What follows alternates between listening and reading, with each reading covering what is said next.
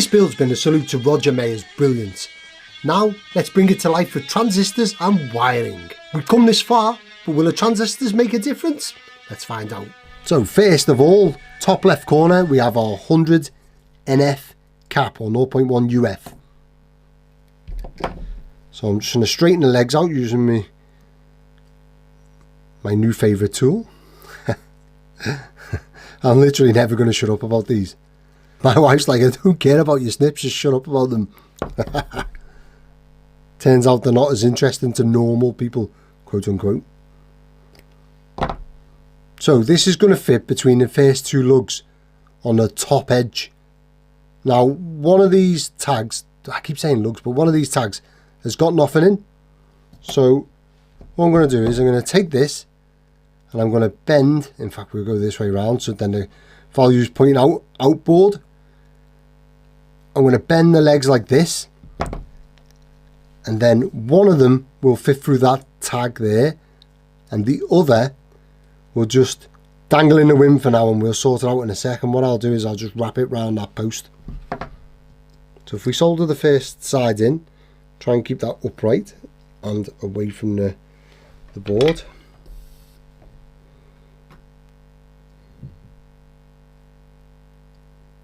Because I'm filming it, I'm like soldering from the opposite side that I want to be. Not helpful. Okay. That didn't work. Not at all. I tell you what, I always blow the solder joint. I've said this in the past, I have this real bad habit of doing it, and I watched, I rewatched, well, too much solder in there, let's get rid of that, I'm too busy talking. I rewatched the video by That Pedal Show. Dan and Mick went to Rift Amps to build an amp, and he tells them don't blow your solder joint. And the reason why you don't blow them is because you cool it down too quick, and it can give you the dry solder joint. But it's just one of them things. I have a reaction where, like, as soon as I finish soldering, I put my soldering iron, I wipe the end of it on the sponge and put it away. Do it every time without thinking. And then I also go and blow the bloody joint. And I know I shouldn't, but I do. And I can almost feel myself telling myself off every time, you know. Right. So now I'm going to solder this next leg to the pin that's heavily congested with other components.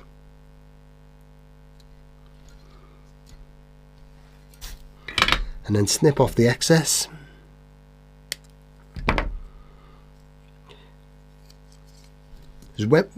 What's going to happen is, so here's our 100 NF cap now on.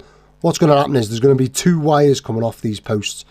Now I can either, looking at it, I can either take them, wrap the wires round the posts and take them off, or what I'm actually going to do is I'm going to put the ends of the wires into the posts from the bottom, so the wires will look like they're coming out from underneath the board, which means that I won't be getting in the way of the components on the post. That's just what I'm going to do for this one. I don't normally do that. And as you can see, there's loads of solder coming out the bottom there, but I'll get rid of all that once I put the wires in. Okay, so next component along to go on the top is a 22K. I've got this all the way from Japan. I hate using these ones, actually. I bought a big bag of them because I was like, oh yes, all the way from Japan. I think they're either Panasonic or Matsushita. I don't know. I think, is Panasonic and Matsushita the same brand? Anyway, but they're shaped, if you can see that, the legs are kind of shaped with a flat bit on them. How annoying. It's just awkward to use them, so I never ever do. However, these are the only 22Ks I've got left. So it's going to be really hard to try and get these in, because normally what I would do is just bend the leg over and have it come all the way down, but I can't do that on this because the leg isn't long enough. So what I think I'm going to have to do is hold it out like that and then take one of my component legs and solder it on and go that way around. In fact, I don't think I've got a component leg long enough here. I haven't been saving them. Ah, yes I have. Look at that. Good job I don't clean up, eh? So, to make this fit, I'm just going to create a loop around this. rest it on here and then give it a pinch. So it's a good mechanical connection, and then if I fold this bit upwards, it won't try and run away while I'm soldering it.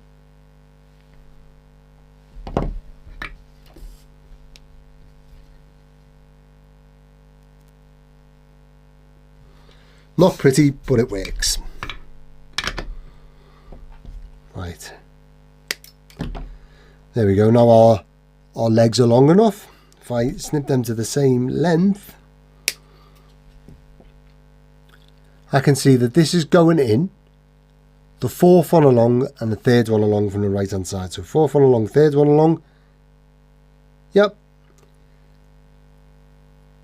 Now I think I'm going to be able to just slot that on the outside of them resistors, but there is another 2.2 microfarad cap going between this pin and this pin, or this terminal and this terminal. So this side I'm not going to want to solder in yet, but the opposite side is going to be no problem at all. So let's see. Of course there's going to be a problem.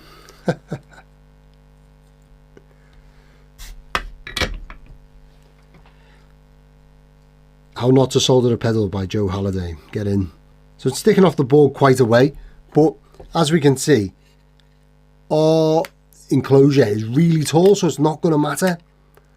So I'm just going to leave it like that. You know, the enclosure lid will sit there, so we've got plenty of room. Now, for the other side, what I am going to do is maybe snip it shorter and then bend this down a bit more. That might have been just a bit too short.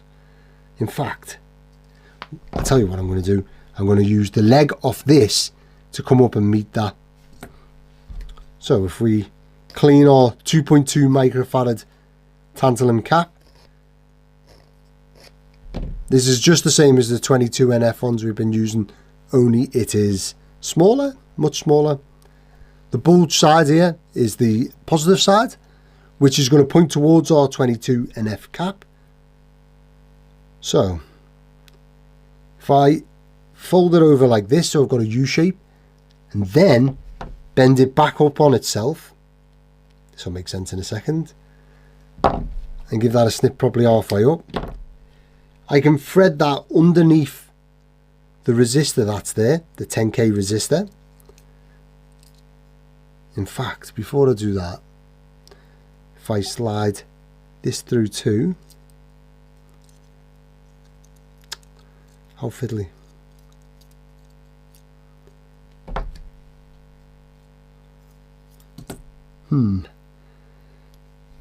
Here we go. So if I slide this through first, then slot my leg underneath that resistor. Can I get it to do it? There we have it. We've got our 2.2 microfarad cap. The positive side comes down, touches our 10k resistor. At the bottom that's soldered together, then it comes up and it meets the 22k. It's the 22k resistor here. First component on the opposite side of the board is going to be our 2.2 meg resistor. This is actually an anti-pop resistor, so it goes from ground to the input of the circuit.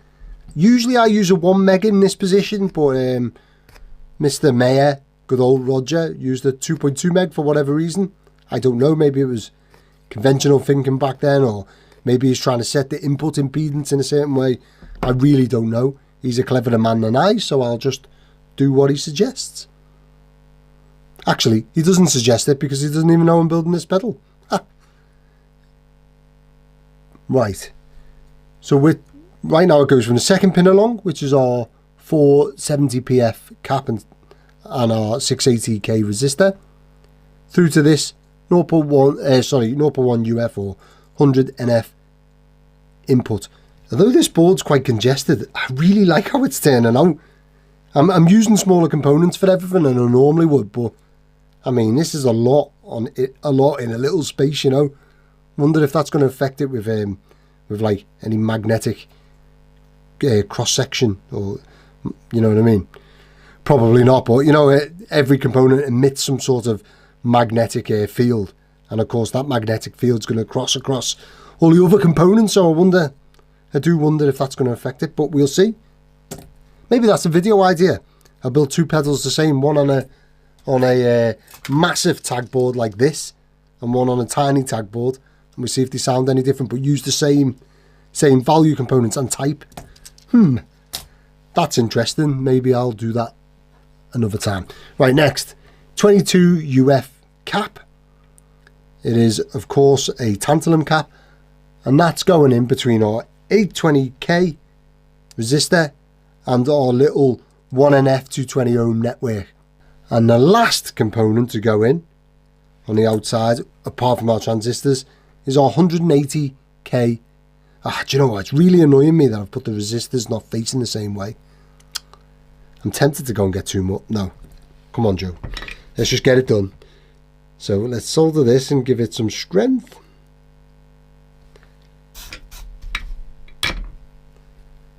And again, leaving a couple of loops at the top, just so then it's strong and it stays where it's meant to be.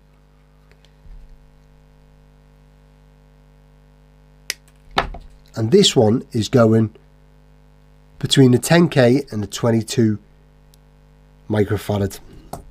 So there we have our board. It's looking rather congested. It's a lot of components to fit in a small space, but it is what it is. Next is going to be our transistors. This transistor up is the 2N3906. It's a PNP silicon transistor.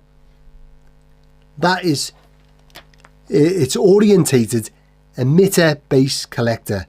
So I'm wondering if I'm going to have to swap over any of the legs. I can't remember the pinouts on these transistors.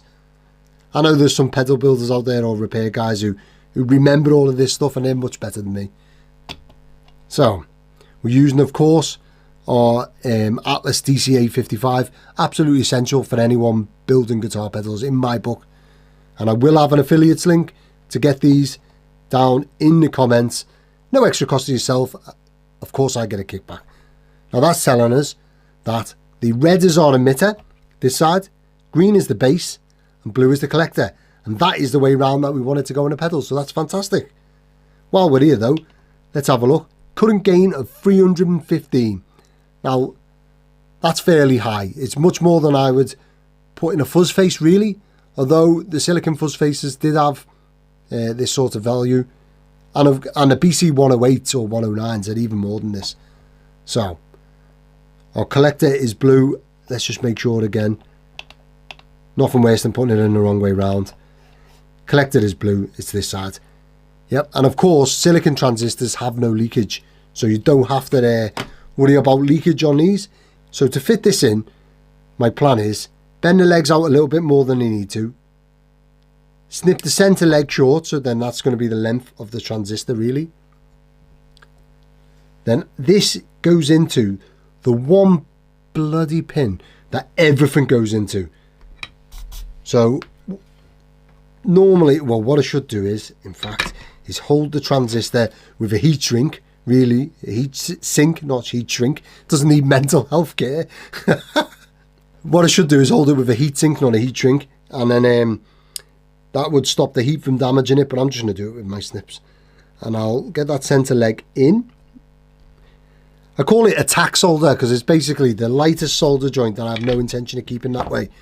That I'm actually going to resolder it afterwards. I call it a tack solder. It's not. It's just a made-up word from me, as ever. Now, if I straighten up that transistor from the top, one leg, that leg there is actually touching, so I'm going to go ahead and solder that in and snip off the excess. Now I can use my screwdriver to manipulate this other leg into contact with the post, hopefully.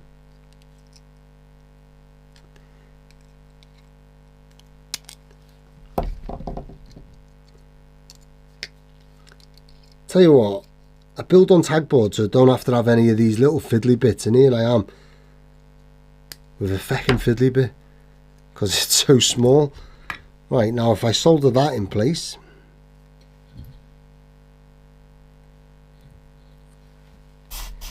there we have our first transistor in.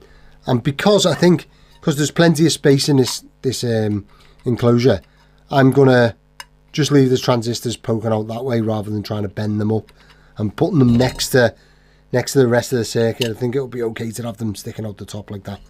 This one is actually orientated base emitter collector on the drawing. I think I'm gonna have to cross over legs. So it's telling us it's an empty transistor, and it's also telling us that the red is the emitter, which is this side. The blue is the base, which is the center, and the green is the collector, which is this outside edge. So I know I'm going to have to swap round the base, which is blue, and the emitter, because it's base emitter collector on this. So it's going to go that way round. Not ideal. Now because I've crossed over legs, I could just make sure that them legs don't touch each other. Not the best way to do it. What you should do really is put a sheathing round each of the legs. Again, I'm not going to do that because that's a lot of hassle. I'm just going to put sheathing around the centre leg, and then that way I know that the centre leg isn't going to touch. But what I do need to do is make sure that it's roughly the same size as the transistor I've already fitted, otherwise I'm going to have one sticking right out the top. No one wants that, especially not me. Okay, so there's our transistors now in place. They're not perfect, but they will fit in our enclosure, right, like that. Happy with that. Next, right, we're going to move on to doing some wiring on board this time. As far as earth wires go, there's a ground in this corner here, which we can see on the diagram, and so I'm going to run a wire from underneath the board, from this tag, round, down to our 39k resistor underneath, and then the tag next to it, which is our 1NF and 220 ohm network, to there, and then it's also going to come right the way around to here. This is our another earth. So I'm going to link all of them together, and the last one, which will be here, is going to have this one here, the first one we go into, is also going to have a longer wire coming out of it, and that's going to be what goes to our circuit ground. So here's our board with now our earth wire coming out, and on the bottom you can see we've got our earth connections. Now if I was to hold this, remembering it's upside down, we have a ground coming to the end of this 22NF. Yes, we do. Then there's also a ground between the 39k and the 22 UF, not NF, and the 22 NF. Yes, them two are grounded and joined to that. And then we have one coming to the bottom of this 2.2 meg and our 470 PF. Yes, we do. So there's all of our earth wires put in. Now there's two other jumpers, which is this yellow jumper here, going from the end of this 22 UF cap round to the 47k resistor. And there's also a jumper from the other side of this 22 UF cap, coming round here, going to our 820k. There's our other two jumper wires now in. Next we're going to go ahead and move on to all of our other wires. So we have a 9 volt coming from over here. Ooh, I've got that upside down, well done Joe. We've got a 9 volt coming from over here from this 10k. We also have a input coming from our 100 NF cap. Then these two back pins here, these two back terminals, from there it goes to the drive, which is a 2k linear. And then we also have from this 2.2 UF or 2.2 microfarad cap that goes to our volume. The more I see of this layout, the happier I am of it. I mean, if we look at it here, it's so symmetrical. We've got two wires coming out either side here, which is our ground and volume and our two drive connections. And then on the other side with the same spacing, there's a wire coming out like exactly the same points of each side. I love it. Anyway, while I was putting them in, I noticed, let's get that out the way. So our volume pot here, it's got the ground coming from pin 3. Now that doesn't normally happen. Normally your ground comes from pin 1, because as you turn it down, it bleeds to the ground. And also same with the drive. So I thought that's a bit odd, maybe I'll check it up. And actually, if I show this one here, it shows you that volume 1 goes to the bottom here, which attaches to ground. So volume 1 would be this side here, like a normal way of doing it. So what I'm going to do is I'm going to change this up.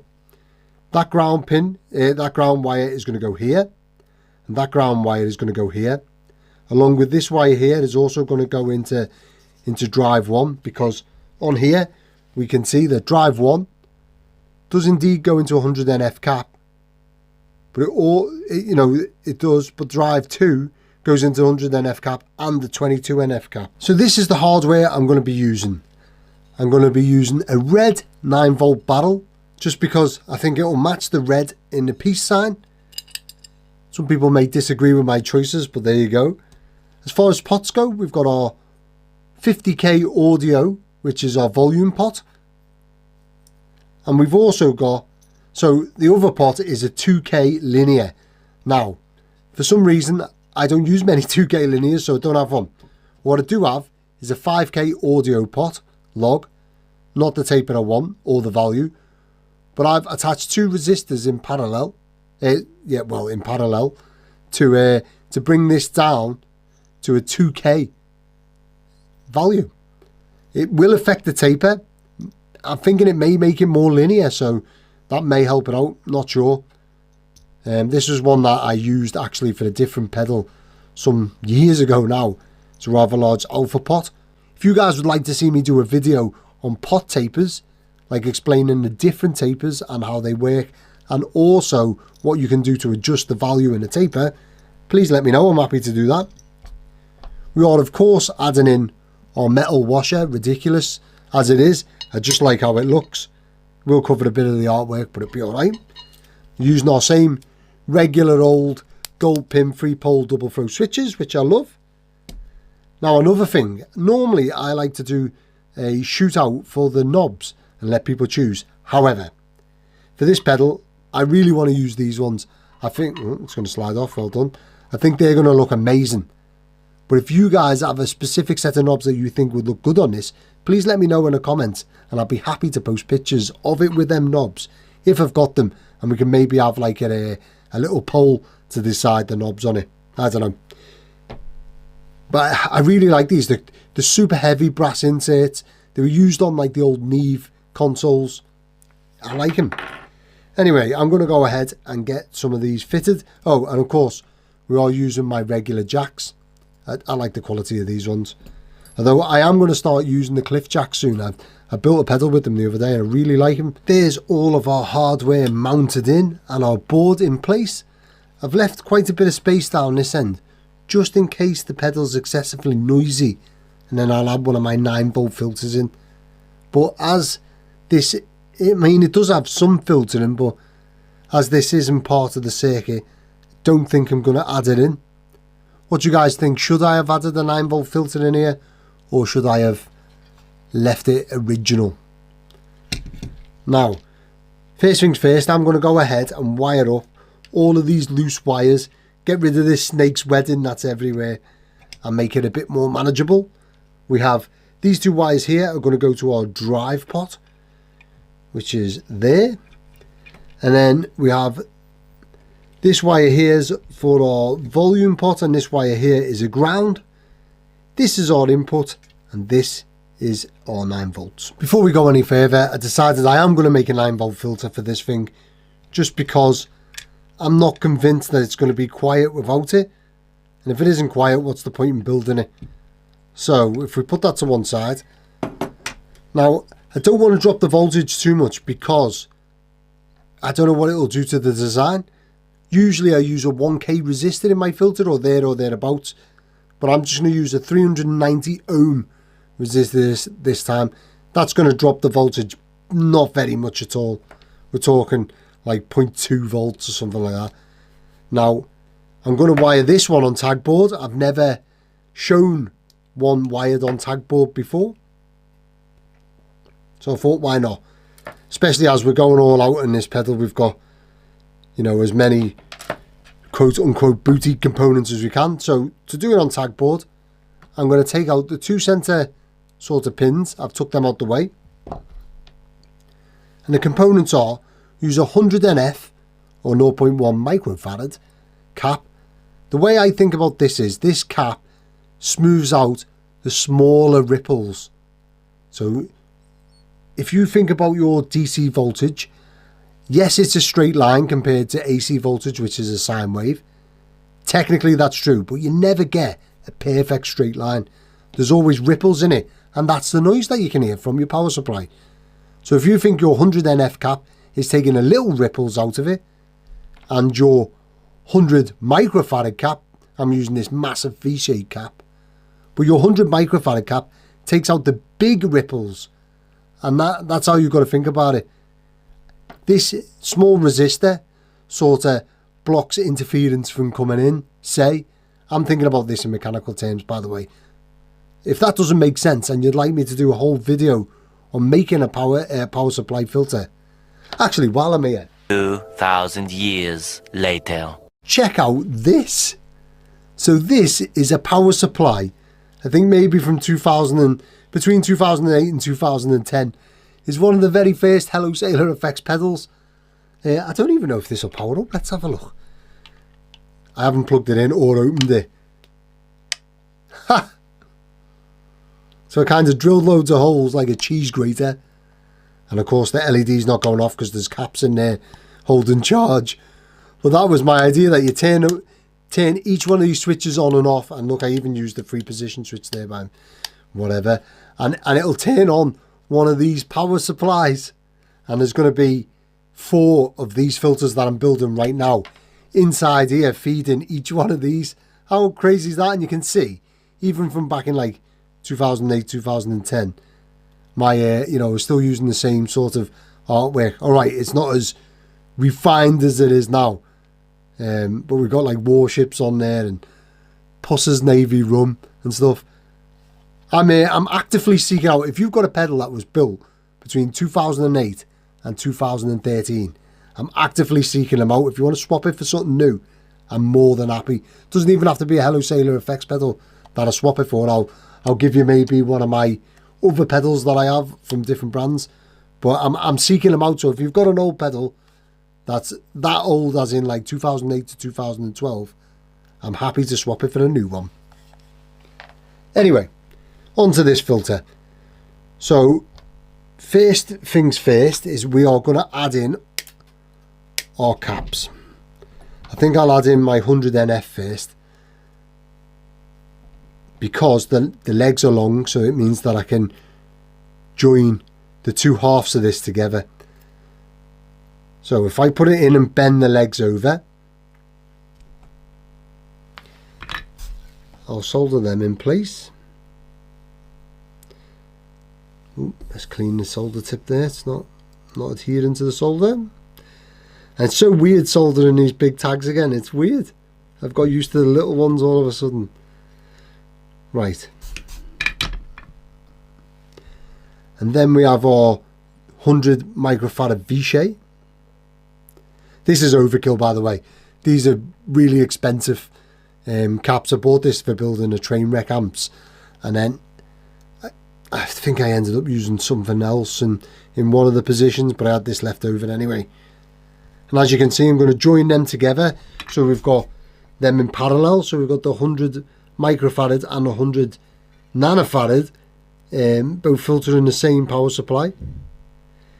What's going to happen is the positive side of these caps, or the positive side of the electrolytic cap, and one side of the non-polar cap are going to go to, just bit myself then, well done Joe, are going to go to the live signal, and then the other end of these caps are going to go to earth. So what they will do is essentially capacitors, as we know, block DC voltage from going through them, but they allow AC to travel through them. So the DC voltage will come, it will come through this resistor, and it will hit these 2 caps, and then it will go back out again because the DC voltage cannot get through the caps. But the idea is the ripple, or the AC voltage, will go through the caps and go to ground. And that's the whole thing behind this this filter. I think I took this filter from an old Crybaby wah. Maybe it was Vox wire or something. It is a wah pedal filter anyway, and it had like a 9-volt Zener diode in for reverse polarity protection, which I very rarely put in, and people get really upset with me because I don't put polarity protection in, but just don't plug your pedal in wrong. Right, so this is going to be the input. Sometimes, or on most of my other things, I also put a resistor on the output as well, so you've got even more you know, obstacles for the ripple to get through. But with this one, I don't want to drop the voltage too much, so I'm just going to do the one resistor there. So that'll be where the 9 volts comes in. 9 volts will come out of there, and then we'll have earth coming out, or ground coming out this end. And I think I'm going to fit that in here. See, I was going to try and squeeze it in there, but I don't want to bother there. I think I'm going to probably fit that in right here. Put it right up against that the stomp switch to get it out the way of the edge, and it can just sit there, and that way the earth or the negative is right up against this enclosure here, so if it does short out for whatever reason, it's the earth anyway, so they'll be connected. Right, I'm going to go ahead and get that situated in. Now we have our 9-volt filter situated in the enclosure. I'm going to go ahead now and wire all of these up, starting with the 9-volt from the circuit coming from the out of this filter. That's looking much less congested now. I'm going to move on to the ground. This here is a ground wire, and it needs to go to this pot here on the ground part, this pot here on the ground part. Also, it needs to go to our 9-volt ground pin and both of our jacks, 9-volt. These also earth out the enclosure, which is important. And it also needs to come through underneath the board and back round to here and go to this pin here, the 9-volt, the earth here, which is going to be the earth for our LED. I'm going to go ahead and wire them all up now. I will be using my solid core uncoated wire to do a lot of this, just especially going between like the jacks and the 9-volt, the 9-volt jack, the input and output jacks. Just makes it easier, and there will be, of course, ever a link to get this in the description below. I'm a huge fan of this wire, and it saves me relying on just component legs. Sometimes you don't have them long enough. That's all of our earths now wired up. There is quite a few lines or wiring looms going on here. I'm not too happy with that, but needs must. Next, I'm going to go ahead and wire in the output, which is going to come from the center pin or pin 2 of our volume pot. It's going to come round this wiring loom here, round the back, and drop into this front right hand side tag or pin on our 3-pole double throw switch. Next part we're going to wire up is our input and output. So that's going to come from this lug here is going to be our output, and this is our input. They'll come round, probably round, this one will come round this way, and this one will come round through this wiring loom here, and then to the input here, and the output will go to this pin here. I'm going to also add in the little loop that allows the signal to bypass. Now, I've said this millions of times before, but for those just joining and just watching this video first, if you imagine that this 3-pole double throw switch is 3 separate switches. Switch 1, switch 2, and switch 3. Switch 1, this center pin, which comes from our input. So our input signal comes to this center pin, and it can either go this way to our circuit or this way to bypass. And same with this. If we look at switch 3, our output can either go from this pin here to the output of our circuit, or it can go this way to bypass. So when I join them two together, our circuit is the input jack comes round, goes in here, connects to this pin here, and then goes round to the output pin and then to the output jack. And that is it. It's just basically 3 switches that operate independently from each other. And it's either this center lug is attached this way or this center lug is attached this way. The center is used for our LED switching. So we have our our earth wire or our negative connection here. This goes straight to the earth jack. And then we also have our earth coming from our LED. Why couldn't I remember what an LED is called? Coming from our LED, comes round, it attaches to here. So when the pedal's on, it attaches this pin here, which is our earth from the LED, to actual earth, allowing it to turn on. And then when you turn the switch again, it attaches it to absolutely nothing, which means that it doesn't turn on. It's that simple. Anyway, I'm going to wire in the input and output jacks and the little true bypass loop. Our switch is now wired up. All that's left to go is the earth wire on the back here that goes to our LED. But before we do that, because this is going to have a resistor that will float, don't want to get into that just yet. First, I'm going to run 9 volts from the 9 volt jack. I'm going to join both of these pins together, run the 9 volt wire down this wiring loom here, round the back of this switch, and then up to this. That's the 9 volt supply to the filter. What I've also just noticed I've done, literally while I'm talking there, is right at the back here, there's the earth pins for the 9 volt filter. I haven't actually attached that to earth, but I have wired the earths up. So I'm also going to run an earth wire from there round and into this pin here on the switch, which is our earth. So I'm going to go ahead and wire in our 9 volts and our earth now. That's all of our 9 volt now wired in. It's going to this here, to this resistor, through our filter, out and into our circuit. We've also got our 9 volt coming straight out of the socket, going to my LED. I'll put my current limiting resistor through these 2 pins here and have it dangling over here, and now I'm just going to run a wire from here round to the current limiting resistor, and that should be us. I'll then be able to add in some cable ties to sort out the snake's wedding at the side here, and then we're good to go. We can probably give it a test. Who thinks it's going to work? There we have a fully wired up pedal. I'm really happy with how the cable ties look, happy with how the circuit looks. Now the question is, do we think it's going to work?